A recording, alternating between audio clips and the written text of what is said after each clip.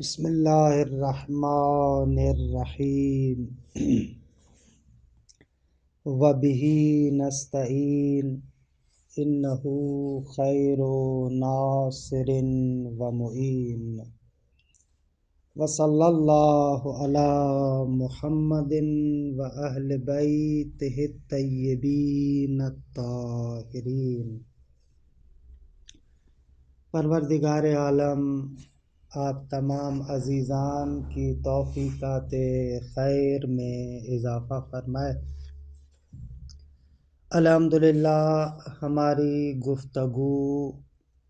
فلسفے کا تعارف استاد شہید مرتضیٰ مطہری رحمۃ اللہ علیہ کی نظر میں گزشتہ چند جلسات میں ہم نے اس سوال کا جواب دینے کی کوشش کی کہ فلسفہ کیا ہے۔ استاد شہید مرتضیٰ مطہری نے اپنے اس مختصر سے کتابچے میں جو اسلامی فلسفے کے تعارف کے بیان میں ہے، اس میں تقریباً 10 دروس بیان کیے ہیں کہ ہم نے ابتدائی پہلے درس کو الحمدللہ ان چند جلسات میں مکمل کیا، کیونکہ آغاز تھا بحث کا اور تمہیدی مقدماتی مباحث بہت سارے تھے، لہٰذا پہلا درس ہمارا کافی طولانی ہوا۔ اسی طریقے سے انشاءاللہ آج دوسرے درس کا آغاز کرتے ہیں، لیکن اس استاد مطہری کے دوسرے درس کو ہم نہایت سرعت کے ساتھ بیان کریں گے، کیونکہ تقریباً جو تمہیدی اور مقدماتی بہت سارے مباحث تھے ہم پیش کر چکے ہیں، اور یہ دوسرا درس بھی جو استاد مطہری نے یہاں پر ذکر کیا ہے وہ اسی سوال کے جواب کا تسلسل ہے کہ فلسفہ کیا ہے۔ ابھی تک ہم نے فلسفے کے لغوی معانی کو اور اسلامی دنیا میں فلسفے سے کیا مراد لی جاتی ہے اس کو بیان کیا۔ اس دوسرے درس کے اندر شہید بزرگوار اس مطلب کو بیان کرتے ہیں کہ فلسفہ مغربی دنیا میں کس نگاہ سے دیکھا جاتا ہے، یعنی اگر آپ اسلامی دنیا سے باہر نکلیں، بقایا دوسرے لوگوں کو دیکھیں، دنیا کے دوسرے دانشور اور مفکرین کو دیکھیں، تو ان کے ہاں فلسفہ کس معنی میں رہا ہے اور فلسفے سے کیا مراد لی جاتی ہے۔ اس دوسرے درس میں تقریباً اس مطلب کو بیان کیا جا رہا ہے کہ اسلامی دنیا سے باہر معمولاً جو مغربی دنیا ہے اور مغربی جو دانشور اور دانشمند حضرات ہیں وہ لوگ فلسفے کے بارے میں کیا کہتے ہیں، کہ یہ بھی بہرحال فلسفہ غرب کو اچھے طریقے سے پڑھنا چاہیے، اس میں شک نہیں ہے، لیکن ہمارے ہاں پاکستان میں حتیٰ جو دانشگاہوں میں یونیورسٹیوں میں بھی جو پڑھایا جاتا ہے اس دقت اور اس عمق اور اس گہرائی کے ساتھ نہیں پڑھاتے، معمولاً فلسفے کے نام پر تاریخ فلسفہ ہاتھوں میں تھما دیتے ہیں اور اوپر سے کچھ مفکرین کے موٹے موٹے چند نظریات کے بارے میں بات کی جاتی ہے، لیکن واقعاً گہرائی کے ساتھ ان مسائل فلسفہ کو، روح فلسفہ کو اچھے نمونے سے تدریس کیا جائے بہت کم ہے، حد اقل ہمارے پاکستان میں تو ایسے نہیں ہے۔ یہاں پر ہمارا کیونکہ مقصد فلسفہ غرب کے بارے میں گفتگو کرنا نہیں ہے، لیکن بہرحال فلسفے کے بارے میں مغربی دانشور کیا کہتے ہیں اس کو بھی اجمالی طریقے سے جاننا بہتر ہوگا۔ یہ دوسرا درس استاد شہید بزرگوار علامہ شہید مرتضیٰ مطہری رحمۃ اللہ علیہ کا اسی مطلب کا بیان ہے۔ اچھا، اس مطلب کو بیان کرنے سے پہلے کہ مغربی دانشور فلسفے کی تعریف کیسے کرتے ہیں، وہ لوگ فلسفے سے کیا مراد لیتے ہیں، اس سے پہلے ایک مقدماتی نقطہ بیان کرتے ہیں استاد شہید مرزا مطہری، جو تاریخی اعتبار سے بہت سارے اشتباہات کا باعث بنا، بہت ساری غلطیوں کا باعث بنا۔ کبھی کبھار آپ تاریخ میں دیکھیں گے بہت سارے ایسے واقعات رونما ہوتے ہیں جو اصلاً تاریخ کو تبدیل کر دیتے ہیں، ٹرننگ پوائنٹ ہوتے ہیں، لیکن کبھی کبھار ایک اشتباہ اور غلطی کی وجہ سے اصلاً تاریخ کا رخ موڑ دیا جاتا ہے۔ اسی طریقے سے ایک تاریخ فلسفہ میں ایک اشتباہ اور تاریخی طور پر ایک غلطی ہوئی، جس غلطی نے بہت ساری غلطیوں کو جنم دیا، اس کی طرف مقدماتی طور پر ہم اشارہ کرتے ہیں۔ دیکھیں، جب ہم تاریخ فلسفہ کو دیکھتے ہیں، جو ہم نے فلسفے کی تعریف کی کہ فلسفہ یعنی وہ علم کہ جو موجود بما ہوا موجود کے بارے میں گفتگو کرے، فلسفہ اولا یا فلسفہ علیاء وہ فلسفہ ہے کہ جو موجود کی وجودی خصوصیات کے بارے میں گفتگو کرتا ہے۔ اب وہ مخصوص نہیں ہے خصوصیات کسی ایک خاص موجود کے ساتھ، نہ ہر موجود کی جو عمومی اور وجودی خصوصیات ہیں ان کے بارے میں فلسفہ اولا اور فلسفہ علیاء میں گفتگو ہوتی ہے۔ اب وہ موجود مادی بھی ہو سکتا ہے، غیر مادی بھی ہو سکتا ہے، خدا بھی ہو سکتا ہے، غیر خدا یعنی جتنے ممکنات ہیں وہ بھی ہو سکتے ہیں، تمام موجودات۔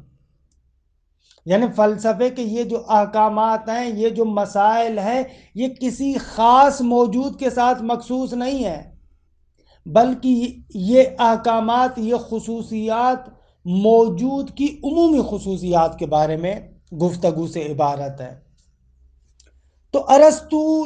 ظاہراً وہ پہلا بندہ ہے تاریخ فلسفہ میں جس نے اس قسم کے مسائل کو یکجا ذکر کیا، یعنی جس کو آج ہم فلسفہ کہتے ہیں، فلسفہ اولا یا فلسفہ علیاء کہتے ہیں، اس قسم کے مسائل کو علیحدہ اور جداگانہ طریقے سے ایک خاص موضوع کے ضمن میں ان مسائل کو جمع کر کے ذکر کرنے والا پہلا بندہ ارسطو ہے۔ ارسطو نے دیکھا کہ کچھ مسائل ایسے ہیں جو موجود بما ہوا موجود کے بارے میں گفتگو کرتے، عمومی مسائل ہیں، کسی خاص موجود کے ساتھ وہ مسائل مخصوص نہیں ہیں، لہذا ان مسائل کو نہ طبیعیات میں ذکر کیا جا سکتا ہے، نہ ریاضیات میں، نہ اخلاقیات میں، نہ اجتماعیات میں، نہ منطقیات میں، ان میں سے کسی بھی جگہ پر آپ ذکر نہیں کر سکتے۔ ان مسائل کا رنگ، ڈھنگ، اسلوب ایک خاص طریقے کا اسلوب ہے۔ وہ مسائل ایسے ہیں جو کلیہ موجودات کے بارے میں، یعنی جو بھی موجود ہے اس کی وجودی جہت کے اعتبار سے ایسے مسائل ہیں جو کسی بھی ایک خاص موجود کے ساتھ مخصوص نہیں ہیں، لہذا ان کو ایک خاص موضوع کے تحت جداگانہ طریقے سے ذکر کیا۔ لیکن ارسطو نے ان مسائل کے لیے ایک خاص علم کا نام نہیں رکھا، دقت کیجئے گا۔ جس طریقے سے مختلف علوم ہوتے ہیں، مختلف علوم کا ایک موضوع ہوتا ہے، ان کے مختلف مسائل ہوتے ہیں، پھر وہ مسائل اسی موضوع کے ارد گرد گھومتے ہیں، لہٰذا ہم اس علم کو دوسرے علم سے جدا کرتے ہیں۔ تو اس طریقے سے ارسطو نے ان مسائل کو ایک خاص موضوع کے تحت جداگانہ طریقے سے تو ذکر کیا، لیکن اس کا کوئی خاص نام نہیں رکھا، اس علم کو کوئی خاص نام نہیں دیا، بلکہ جو ارسطو کی اپنی تصنیفات تھی،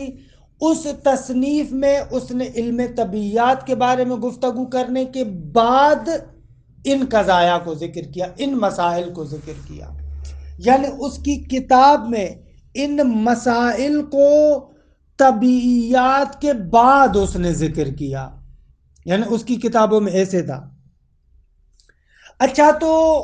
بعد والوں نے آہستہ آہستہ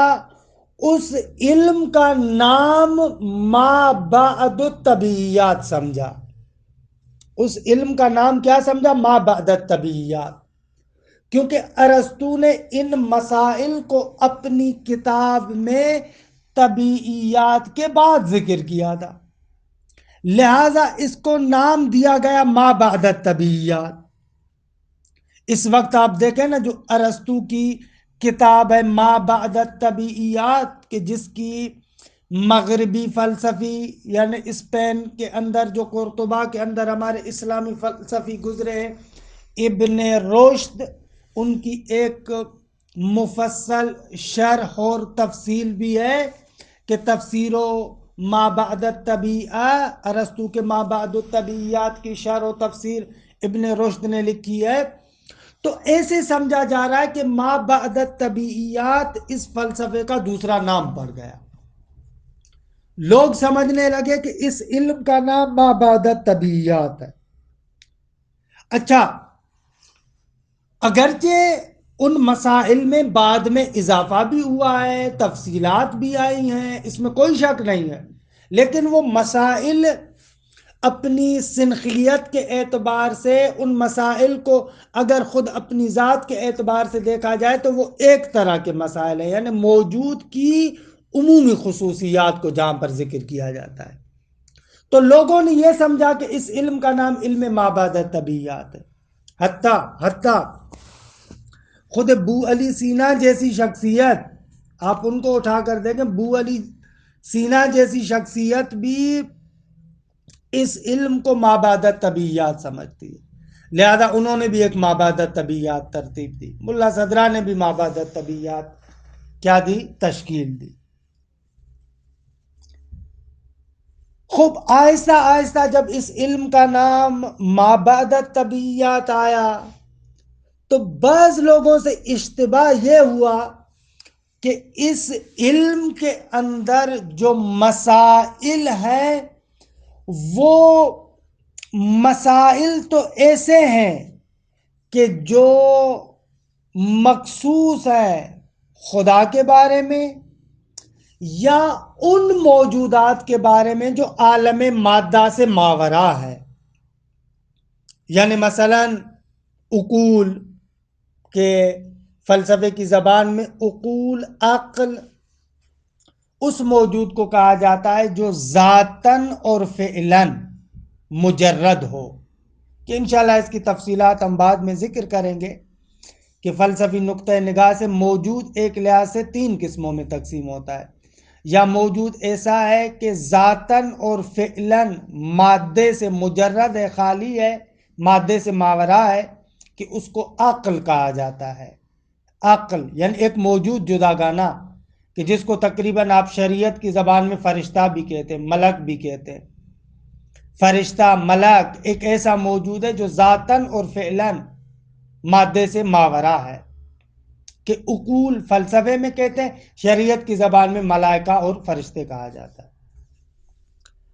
ایک موجود ایسا ہے کہ جو مقام ذات میں تو مجرد ہے لیکن مقام فعل میں مادی ہے، فعل کے اندر وہ مادے کا محتاج، مثلا جیسے نفوس، نفس انسانی، روح انسانی، یہ جتنے بھی نفوس ہیں وہ مقام ذات کے لحاظ سے مجرد ہوتے ہیں، لیکن اگر وہ کوئی فعل انجام دینا چاہتے ہیں، وہ کوئی کام کرنا چاہتے ہیں، تو بہرحال ان کو باڈی، بدن اور جسم اور بدن کی ضرورت پڑتی ہے۔ اس اعتبار سے کہتے ہیں کہ نفوس وہ موجودات ہیں کہ جو مقام ذات کے اندر تو مجرد ہیں لیکن مقام فعل میں مادی ہے، لیکن وہ جو عقول اور ملائکہ ہیں وہ مقام ذات اور مقام فعل دونوں میں کیا ہوتے ہیں؟ مجرد ہوتے ہیں، دونوں میں مجرد ہے۔ یعنی اگر وہ کوئی فعل بھی انجام دینا چاہیں تو ان کو فعل بھی انجام دینے کے لیے کسی مادے کی ضرورت نہیں پڑتی، کسی بدن کی ضرورت نہیں پڑتی۔ لیکن نفوس، نفس ایسے موجود کو کہا جاتا ہے کہ جو ذاتاً تو مجرد ہوتا ہے لیکن مقام فعل کے اندر اگر وہ چاہے کسی فعل کو انجام دینا چاہے تو بہرحال اس کو بدن کی اور مادے کی ضرورت پڑتی ہے۔ اور تیسرا موجود تو موجود مادی ہوتا ہے کہ جو کلن مادہ ہے، مادے میں منغرق ہے، مادے کے اندر غرق ہے۔ یہ 3 طرح کے موجودات ہیں۔ ہوا یہ کہ بعض لوگوں نے یہ سمجھا کہ وہ جو ارسطو نے فلسفے کے مسائل کو ما بعد الطبیعیات میں ذکر کیا، ان لوگوں نے سمجھا کہ یہ فلسفے کے وہ مسائل ہیں کہ جو ان موجودات کے بارے میں ہے کہ جو مادے سے ماورا ہے، مادے سے ماورا جیسے خدا، مادے سے ماورا جیسے اقول یعنی ملائکہ، فرشتے۔ بعض نے سمجھا کہ فلسفہ اصلاً کہتے ہی اس علم کو ہے کہ جو اس قسم کے موجودات کے بارے میں گفتگو کرے، جو مادے اور مادیات سے ماورا ہے، برتر ہے۔ تو اب یہاں پر بعض لوگوں کو سمجھا کہ بھائی جب فلسفے کے مسائل ایسے ہیں کہ جو مادے اور مادیات سے اوپر والے موجودات کے بارے میں بحث کرتے ہیں، پھر تو اس علم کو ما بعد الطبیعیات نہیں کہنا چاہیے، بلکہ اس کو ما قبل الطبیعہ کہنا چاہیے، کیونکہ طبیعت یعنی عالم مادہ۔ اور ان لوگوں نے یہ سمجھا کہ فلسفے کے اندر فقط وہی مسائل ہیں کہ جو ان موجودات کے بارے میں ہے کہ جو مادے سے ماورا ہے، اوپر ہے۔ خب جب مادے سے ماورا ہے، بالاتر ہے، تو اس علم کو آپ کہیں ما قبل الطبیعت، وہ مادے سے اوپر ہے، مادے سے پہلے ہے، نہ کہ مادے کے بعد ہے۔ حتی ابو علی سینا جیسی شخصیت سے بھی یہ تھوڑا سا اشتباہ ہو گیا۔ انہوں نے بھی ایسے سمجھا کہ بھئی فلسفہ وہ ہے کہ جہاں پر ان امور کے بارے میں گفتگو ہو رہی ہے کہ جو مثلا خدا ہے، اقول ہے، اصلا طبیعت سے، مادے سے خارج ہے، تو اب اس علم کو تو ما بعد الطبیعت نہیں کہنا چاہیے، اس کو ما قبل الطبیعت کہنا چاہیے۔ اب آپ نے بات پر اگر غور کیا ہو تو دیکھیں اشتباہ کیسے ہوا۔ اشتباہ یہاں سے ہوا کہ غلطی یہاں سے ہوئی کہ ارسطو نے ان مسائل کو کتاب کے اندر طبیعیات کے بعد ذکر کیا۔ درست ہے، ان مسائل اور موضوع پر کسی خاص علم کا نام نہیں رکھا۔ لوگوں نے سمجھا کہ وہ مسائل، وہ موضوع، وہ جو وہاں پر محل گفتگو ہو رہا ہے، اس کا نام ما بعد الطبیعہ ہے۔ انہوں نے سمجھا یہ شاید نام ہے۔ اچھا، انہوں نے پہلے مرتبہ یہ سمجھا کہ یہ اس کا نام ہے۔ پھر دوسری بات جو ان لوگوں نے سمجھی کہ انہوں نے سمجھا کہ شاید یہ مسائل وہ ہیں کہ جو فقط ان چیزوں کے بارے میں ہے، ان موجودات کے بارے میں ہے کہ جو موجودات مادے سے، عالم طبیعیات سے برتر ہے، ان کے بارے میں گفتگو ہے۔ یعنی فلسفے کے اندر اصلاً عالم طبیعت، مادے کے بارے میں، اس عالم کے بارے میں گفتگو نہیں ہوتی، اصلاً دوسرے عالم کے بارے میں گفتگو ہوتی، ان موجودات کے بارے میں گفتگو ہوتی ہے کہ جو موجودات طبیعت سے اور مادے سے ماورا ہے۔ جب ایسے سمجھا تو پھر حتی ابو علی سینا جیسی شخصیت کے لیے بھی سوال اٹھا، تو بھائی جب گفتگو ان موجودات کے بارے میں ہے کہ جو مادے سے ماورا ہے، یعنی خدا اور اقول، مجردات، جن کو آپ ملائکہ کہتے ہیں، وہ تو ما بعد الطبیعہ نہیں ہے، وہ ما قبل الطبیعہ ہے۔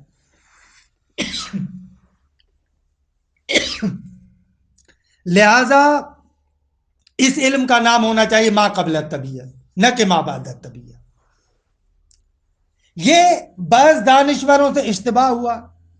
بعد میں جو کچھ جدید فلسفی بیچارے آئے، جن کے اندر وہ گہرائی نہیں تھی، وہ اس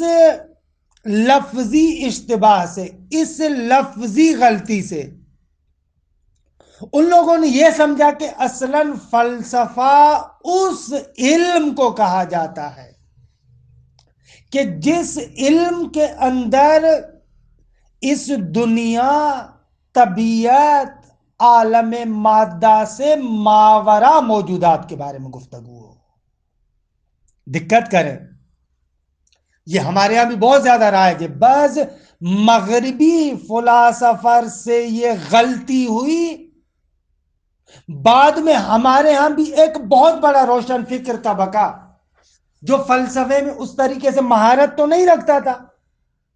فقط فلسفے کی تاریخ کی حد تک، معلومات کی حد تک چند باتوں کو جانتا تھا، ان لوگوں نے بھی یہی سمجھنا شروع کیا کہ فلسفہ یعنی وہ علم کہ جس کا اس دنیا کے ساتھ، طبیعت کے ساتھ، عالم مادہ کے ساتھ، اس کے ساتھ کوئی تعلق نہیں ہے۔ اصلاً فلسفہ اس علم کو کہتے ہیں کہ جو گفتگو کرتا ہے ان موجودات کے بارے میں کہ جو عالم مادہ سے ماورا ہے. دقت کیجیے گا کہ یہ اشتباہ، یہ غلطی اصلاً مغرب کی سرزمین میں فلسفے کی تاریخ کو اور فلسفے کے تسلسل کو منحرف کر دیتی ہے. کہ آج تو وقت گزر گیا، انشاءاللہ میں کل ذکر کروں گا کہ جو فلسفہ اصل تھا، جس بنا پر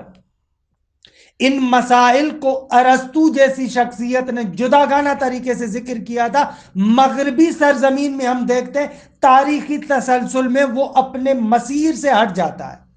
اصلا دوسری وادی میں چلا جاتا ہے. کہ اس کی طرف استاد مطہری نے بھی یہاں پر کچھ اشارات ذکر کیے ہیں کہ انشاءاللہ ان کی تھوڑی بہت ہم بھی توضیح آپ کی خدمت میں عرض کریں گے. تو بس یہ جو سمجھا جا رہا ہے کہ فلسفہ یعنی وہ علم جو مادے سے، عالم طبیعت سے اصلاً اس کا تعلق نہیں ہے، اس دنیا کے ساتھ اس کا تعلق نہیں ہے. فلسفہ یعنی ایک ایسا علم کہ جو علم ان موجودات کے بارے میں گفتگو کرتا ہے جو مادے سے ماورا ہے. یہ اشتباہ اور غلطی ما بعد الطبیعیہ کے لفظ سے ہوئی ہے. تاریخی طور پر اس کو صحیح طریقے سے سمجھا نہیں گیا، لہذا اس خطا اور غلطی کے اندر پڑ گئے.